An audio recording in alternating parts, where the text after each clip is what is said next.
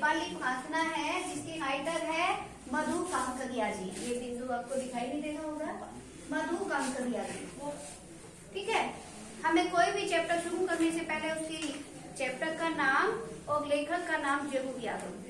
चलिए, हमने कल पढ़ा था कि वो अपनी यात्रा वृतांत को बता रही है, किस तरह से जितेंद्र नाथ ने उसकी यात्रा भ्रमण करवाना है और अलग अलग स्थानों के बारे में उनको बताना है, उनको अवगत कराना है, उनका गाइड बनकर।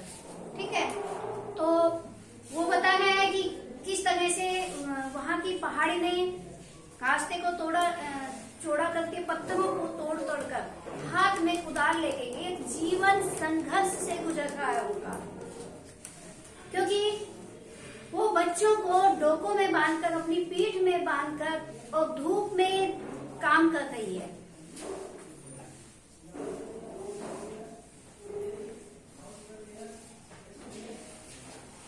तो क्या करती है वो, पहले डायनामाइट से पहाड़ों को उड़ा दिया जाता है और बड़े बड़े पत्थर होते हैं उसको फिर वो कुदाल से, हथौड़े से तोड़ कर छोटे छोटे टुकड़ों में करके और जाले में भर के उस स्थान पर रखती है जहां पर रास्ते उबड़ खाबड़ है, रास्ते को चौड़े करने की जरूरत है। तो इस कार्य को करने में बहुत ज्यादा मेहनत का काम है और बहुत ही दुस्साध्य कार्य है।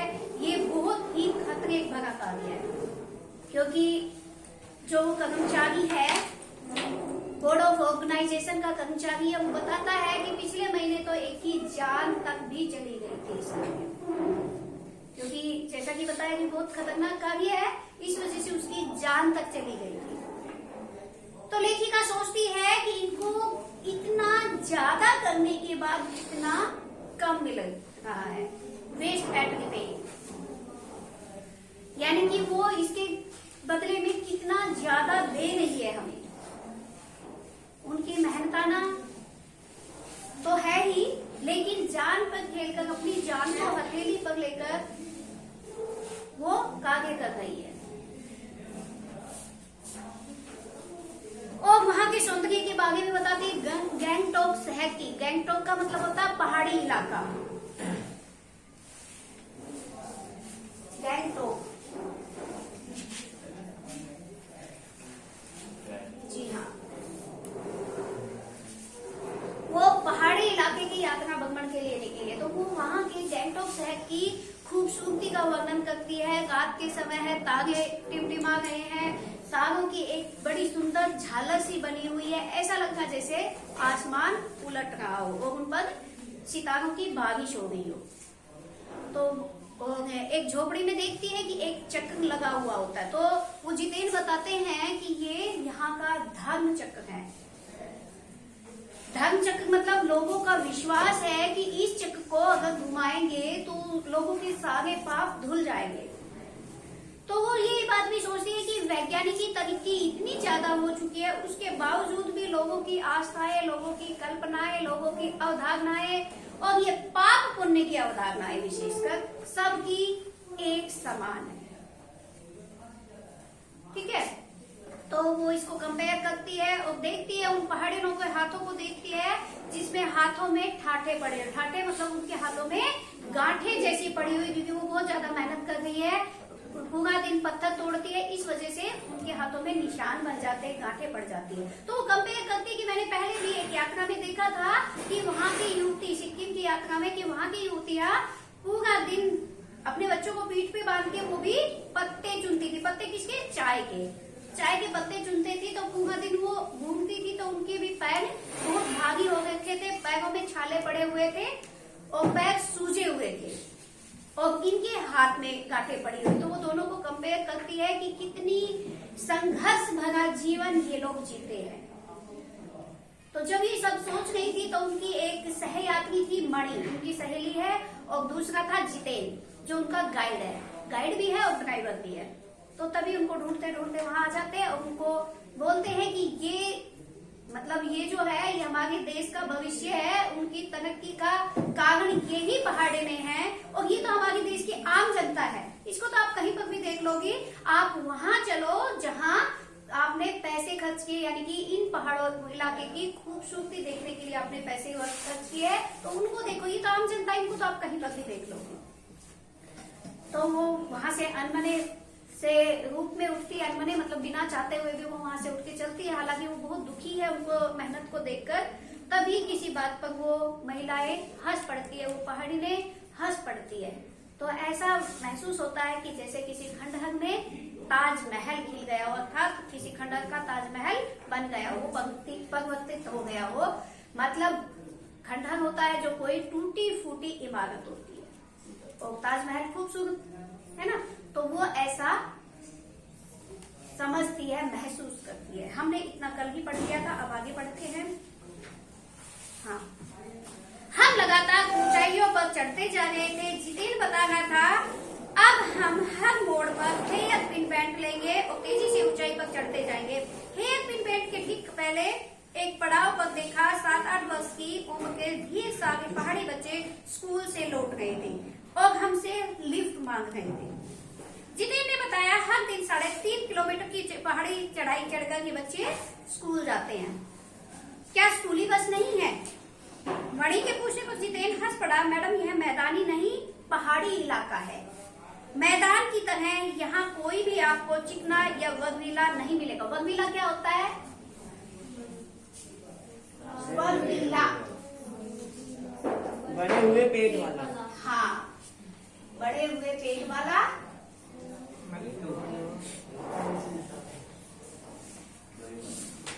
या इसको कह सकते हो मोटा, मोटा या पेटू, मोटा या पेटू।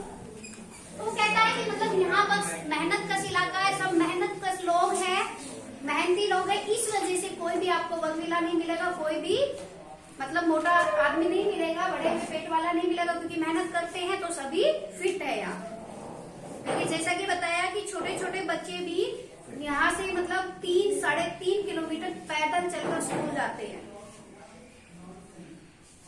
और वो पैदल वापस आ गए थे, तभी उनसे वो लिफ्ट भी मांगते हैं। तो यहाँ का जीवन कठोर है। नीचे तराई में ले देकर एक ही स्कूल है, दूर दूर के बच्चे उसी स्कूल में जाते हैं, और सिर्फ पढ़ते ही नहीं, उनमें से अधिकांश बच्चे शाम के समय अपनी माओ के साथ मवेशियों को चराते हैं, पानी भरते हैं। मवेशी क्या होते हैं? भेड़ बकरियां। जंगल से लकड़ियों के भारी भरकम गड्ढा ढोते हैं।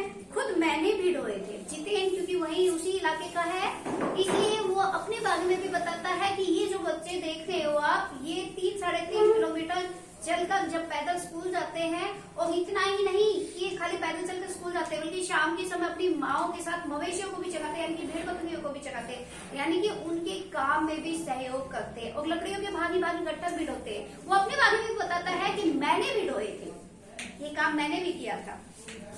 खतरा धीरे धीरे बढ़ने लगा था। रास्ते और भी संकीर्ण होते जा रहे थे। कई बार लगता जैसे रास्तों को इस टेप से नापकर एक जीप जितना ही चौड़ा बनाया गया है कि जरा भी संतुलन बिगड़े, इंच भर भी जीप इधर उधर खिसके तो हम सीधे घाटियों में। इन रास्तों पर जगह जगह लिखी चेतावनियां भी हमें खतरों के प्रति सजग कर रही थी।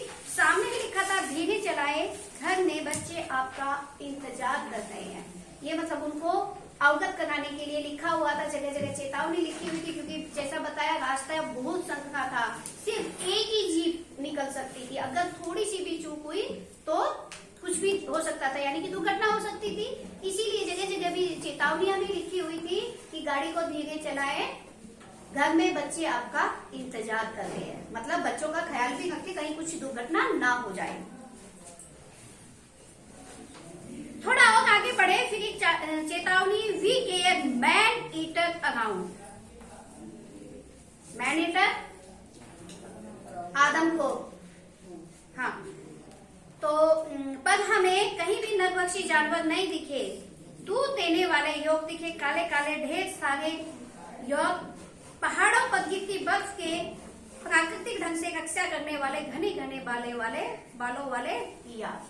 तो उसमें लिखा तो ये था कि नरभक्षी, आदमखोर मतलब नरभक्षी। तो वो कहती है कि हमने तो मतलब वहां पर लिखा जरूर था, लेकिन नरभक्षी जानवर तो नहीं देखे। वहां पर याक देखे जो वहां की सुरक्षा के लिए ही थे, वो ऊपर से गिरने वाली बर्फ से रक्षा करने वाले थे, क्योंकि उनके लंबे लंबे घने बाल थे और वो दूध भी देते थे। सूरज ढलने लगा था। हमने देखा एक पहाड़ी, कुछ पहाड़ी औरतें गायों को चराकर वापस वापस लौट गई थी। कुछ के सिर पर लकड़ियों के भारी भरकम गट्ठर थे। ऊपर आसमान फिर धुंध और बादलों से घिरा हुआ था। उतरती संध्या में जीप अब चाय के बागानों से गुजर रही थी कि फिर एक दृश्य ने मुझे खींचा। नीचे चाय के हगे हगे बागानों में कई युवतियां बोकू पहने। बोकू क्या होता है? एक परिधान होता है, ताकि वो मतलब पत्ते वत्ते तोड़ती है तो पत्ते हाथों वगैरह में ना चुभ सके, तो वो एक पूरा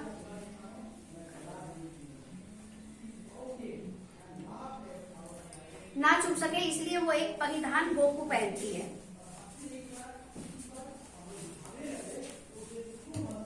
उस परिधान का नाम ही भाभी सिक्किमी परिधान है, जो वो चाय के पत्ते तोड़ते समय इस्तेमाल करती है, उसको प्रयोग करती है। नदी की तरह उफान लेता उनका यौवन और श्रम से दमकता गुलाबी चेहरा।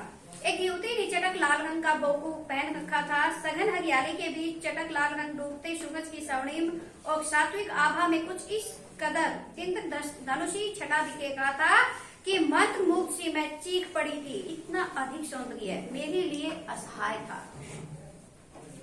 योमथांग पहुंचने के लिए हमें रात भर योमथांग में पड़ाव लेना था। गगनचुंबी पहाड़ों के तल में सांस लेती एक नन्ही सी शांत बस्ती लायू।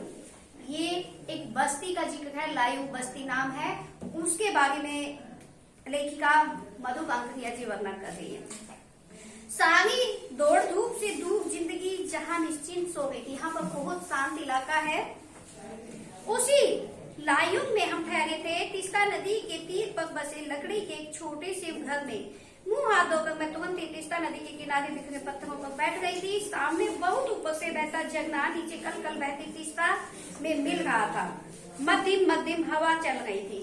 मध्यम मतलब धीरे धीरे। हाँ, तो ये ठंडी हवा बह रही थी, धीरे धीरे करके एक ठंडी हवा चल रही थी। पेड़ पौधे झूम रहे थे। गहरे बादलों की परत ने चांद को ढक रखा था। बादल बाहर परिंदे और लोग अपने घरों को लौट रहे थे। वातावरण में अद्भुत शांति थी। मंदिर की घंटियों सी घुंघरुओं की झुंझुनाहट सी आंखें अनायास भर आई।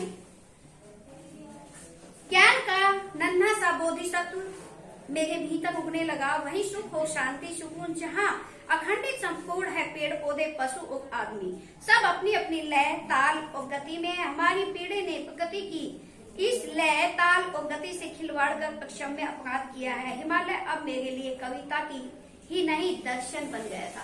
वो बताती है कि जो मनुष्य ने अपने फायदे के लिए, अपने हित के लिए जो इस प्रकृति को नुकसान पहुंचाया, अर्थात मतलब यहाँ के वनों को काटा है, पेड़ों को काटा है, तो वो मनुष्य इस प्रकृति का सबसे बड़ा अपराधी है।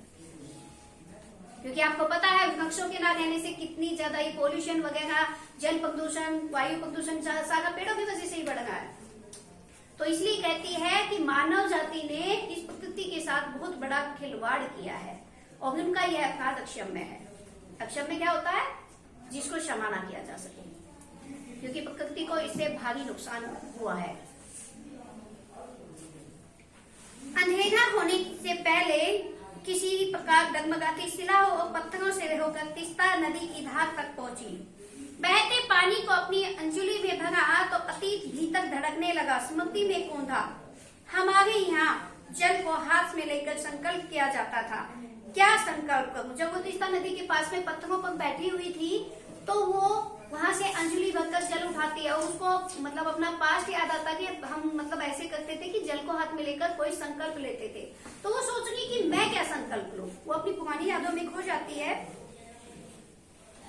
पर मैं संकल्प की स्थिति में नहीं थी। भीतर थी एक प्रार्थना, एक कमजोर व्यक्ति की प्रार्थना, भीतर का सारा हलाहल। अब ये हलाहल क्या होता है? जहर, विष। जैसे शिव जी के बारे में भी कहा है वो हलाहल विष पान किए, तो वो मतलब उनका नीला जो कंठ है हलाहल की वजह से है, विष की वजह से। तो हलाहल कहते हैं विष को, विष या जहर। भीतर का सारा हलाहल, सारी तामसिकताएं बह जाएं। इसी बहती धारा में रात धीरे धीरे गहराने लगी। हिमालय ने काला कंबल ओढ़ लिया था। जितेन ने लकड़ी के बने खिलौने से उस छोटे से गेस्ट हाउस में गाने की तेज के साथ नाचना शुरू किया। तो देखते देखते एक आदिम रात्रि की महक से परियों की कहानी सी मोहक वह रात महक उठी। मस्ती और मादकता का ऐसा संक्रमण हुआ कि हर एक एक कर हम सभी सैलानी गोल गोल घेरा बनाकर नाचने लगे। संक्रमण क्या होता है? संयोग, मिलन। हाँ, तो मस्ती और मादकता का ऐसा संक्रमण हुआ, यानी कि उनका ऐसा संयोग हुआ कि जो भी वहां पर उसके यात्री करते वो आगे उस पर एक तो म्यूजिक तेज कर दिया था, लाउड म्यूजिक में वो गाना सुन रहे थे, ऊपर से उनका एहसास अच्छा हो गया था, फीलिंग अच्छी हो गई थी, तो वो सारे मस्त होकर उसमें नाचने लगे।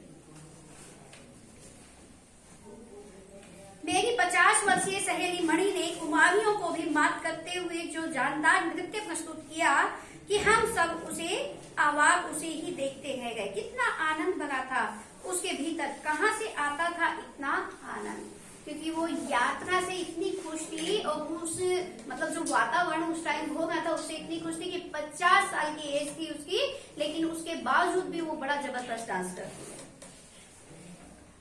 तो ये देखकर लेखिका सोच रही है कि इसके अंदर कितनी खुशी, इतना आनंद कहाँ से आया। लायुग की सुबह बेहद शांत और सुरम्य, तीस्ता नदी की शांत धारा के समान ही कल कल कर बहती हुई। अधिकतर लोगों को जीविका का साधन पहाड़ी आलू, धान की खेती और दारू का व्यापार। ये भी यहाँ पर भी एक क्वेश्चन बन रहा है आपका कि वहाँ की जीविका का साधन क्या था। ठीक है, तो ये आ रहा है आप में, क्या जीविका का साधन था उनका। तो वहां पर क्या करते थे? पहाड़ी आलू की खेती होती थी और धान की खेती। पहाड़ी आलू ज्यादा, क्योंकि इलाका ही पहाड़ी है, हम बड़ी पहाड़ी इलाके के बागे में गए हैं, तो पहाड़ी आलू होते थे वहां पर और धान की खेती होती थी और वहां पर दारू का व्यापार भी होता था, क्योंकि ये तो अब सभी जगह होगा। हाँ, सुबह मैं अकेले ही टहलने निकल गई थी। मैंने उम्मीद की थी कि यहाँ मुझे बर्फ मिलेगी, पर अप्रैल के शुरुआती महीने में यहाँ बर्फ का एक कतरा भी नहीं था। वो इस उम्मीद से गई थी वहां पर कि वहाँ बर्फ देखने को मिलेगी, लेकिन वहां पर इतनी मतलब पोल्यूशन की वजह से, गर्मी की वजह से वहां पर बिल्कुल भी उसको बर्फ नहीं मिली है। यद्यपि हम सी लेवल से 14,000 फीट की ऊंचाई पर थे। सी लेवल मतलब बहुत ज्यादा गहरा, यानी कि स्तर उसका। तो वो जो नीचे का स्तर था, तल था, उससे 14,000 फीट की ऊंचाई पर पहुंच चुकी थी। मैं बर्फ देखने के लिए बेचैन थी। हम मैदान से आए लोगों के लिए बर्फ से ढके पहाड़ किसी जन्नत से कम नहीं होते। वहीं पर घूमते हुए एक सिक्किमी युवती ने मुझे बताया कि प्रदूषण के चलते यहाँ स्नोफॉल लगातार कम होती जा रही। यहाँ भी एक क्वेश्चन है कि वहां पर स्नोफॉल, जबकि स्नोफॉल होती थी पहले, उसी के चक्कर में लेखिका मधुकांकनिया जी वहां पर गई है, लेकिन वहां पर बिल्कुल भी स्नोफॉल देखने को नहीं मिली। तो क्यों? प्रदूषण के कारण। हाँ, वहां पर अब प्रदूषण इतना बढ़ चुका है कि प्रदूषण के कारण स्नोफॉल जो थी वो लगातार कम होती जाती है। पर यदि मैं कटाव चली जाऊं तो मुझे वहां सत्या बर्फ मिल जाएगी। कटाव यानी भारत का स्विट्जरलैंड। कटाव जो कि अभी तक टूरिस्ट स्पॉट नहीं बनने के कारण सुर्खियों में नहीं आया था। सुर्खियां क्या होती? न्यूज, हाँ, चर्चा में, खबरों में। ठीक है, तो वो अभी चर्चा में नहीं आया था, अपने प्राकृतिक स्वरूप में था। कटाव जो लायुंग से 500 फीट ऊंचाई पर था और करीब 2 घंटे का सफर था। वो अपने प्राकृतिक स्वरूप में क्यों था? क्योंकि लोगों को उसके बारे में ज्यादा नहीं पता था, इसीलिए वो ज्यादा चर्चा में नहीं आया था और पर्यटक बहुत कम ही वहां पर पहुंचते थे। और पर्यटक कम पहुंचते थे, इसीलिए वहां पर प्रदूषण भी कम होता था और इसीलिए वहां पर स्नोफॉल थी। ठीक है, तो वहां का एक सिक्किमी नवयुवक बता रहा है ये सब कि यहाँ पर आपको स्नोफॉल नहीं मिली क्योंकि पोल्यूशन ज्यादा है, प्रदूषण ज्यादा है, लेकिन अगर आप कटाव चली जाओगी तो वहां पर आपको स्नोफॉल जरूर मिलेगी। क्यों? क्योंकि वो अभी चर्चा में नहीं है, इसलिए वहां पर पर्यटक, सैलानी लोग कम ही पहुंच पाते हैं, इसलिए वहां पर स्नोफॉल मिल जाएगी आपको। कटाव जो लायुंग से 500 फीट ऊंचाई पर था और करीब 2 घंटे का सफर था। वह नवयुवक मुझसे बतिया रहा था और उसके घर वाले अपने छोटे से लड़के के लकड़ी के घर के बाहर हमें उत्सुकता पूर्वक देख रही थी। जब वो उसे बात कर रहा था, उसको बता रही थी, तो उनकी बीवी उनको अपने घर से ही, लकड़ी के घर में से उसको देख रही थी कि वे किससे बात कर रहा है।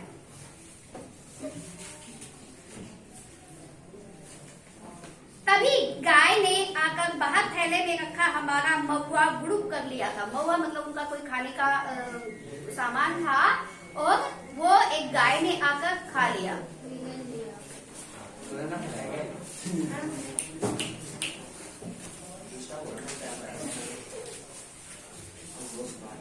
मीठी झिड़कियां देकर उसने गाय को भगा दिया था। उम्मीद, आवेश और उत्तेजना के साथ अब हमारा सफर कटाव की ओर। कटाव का रास्ता खतरनाक था और उस पर धुंध और बारिश। जितेन लगभग अंदाज से गाड़ी चला रहा था, क्योंकि वहाँ धुंध पड़ गई थी, उसको रास्ता दिखाई नहीं दे रहा था, तो वो बड़ा संभल कर, क्योंकि उसको उस रास्ते की जानकारी थी, इसलिए वो धीरे धीरे अपने अंदाज से ही गाड़ी चला रहा था।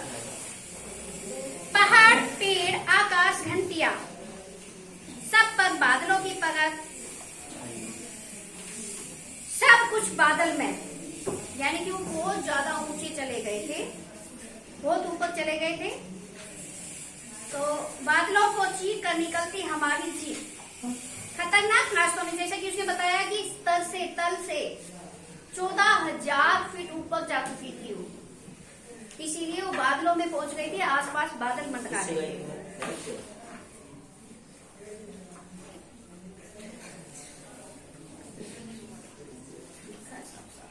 खतरनाक रास्तों में एहसास ने हमें मोड़ कर दिया था और उस पर बारिश। रास्ता बहुत खतरनाक था, जैसा कि मधुकांत जी ने पहले ही बताया। सिर्फ इतना रास्ता था कि एक ही जीप निकल सके, अगर थोड़ी सी भी चूक हुई तो सीधा पाताल प्रवेश हो जाएगा। ठीक है, इसलिए वहां पर ऊपर से बारिश हो रही है, रास्ते चिकने और ऊंचे हैं, तो वहां से उनको बहुत ज्यादा खतरा महसूस हो गया है। इसलिए डर के मारे वो सब एकदम चुप बैठ गए थे, मौन हो गए थे। ऊपर से बारिश भी हो गई थी, एक चूक और सब कुछ खलास। सांस रोके हम धुंध और फिसलन भरे रास्ते पर संभल कर आगे बढ़ती जीप को देख रहे थे, यानी कि डर लग रहा था, उनकी सांसें बंद हो गई थी। हमारी सांस लेने की आवाजों के सिवा आसपास जीवन का कोई पता नहीं था। फिर नजर पड़ी बड़े बड़े शब्दों में लिखी एक चेतावनी पर, if you are married divorce speed. थोड़ी ही दूर आगे बढ़े कि फिर एक चेतावनी, दुर्घटना से देर भली, सावधानी से मोड़ टली। हर जगह पर चेतावनी लिखी थी। कहने का मतलब ये है कि सावधानी का प्रयोग करें, सावधानी से चले। करीब आधे रास्ते बाद धुंध छटी और साथ ही सृष्टि और हमारे बीच फैला सन्नाटा भी हटा। नागे उत्साहित होकर कहने लगा, कटाव हिंदुस्तान का स्विट्जरलैंड है। मेरी सहेली मणि स्विट्जरलैंड घूम आई थी, उसने तुरंत प्रतिवाद किया। प्रतिवाद उसकी बात को काटना, मतलब उसने जब ऐसा बोला तो तुरंत उसने उसकी बात को काटा। नहीं, स्विट्जरलैंड भी इतनी ऊंचाई पर नहीं है और ना ही इतना सुंदर। हम कटाव के करीब आ गए थे, क्योंकि दूर से ही बर्फ के ढके पहाड़ दिखने लगे थे। पास में जो पर्वत थे वो आधे काले काले दिख रहे थे।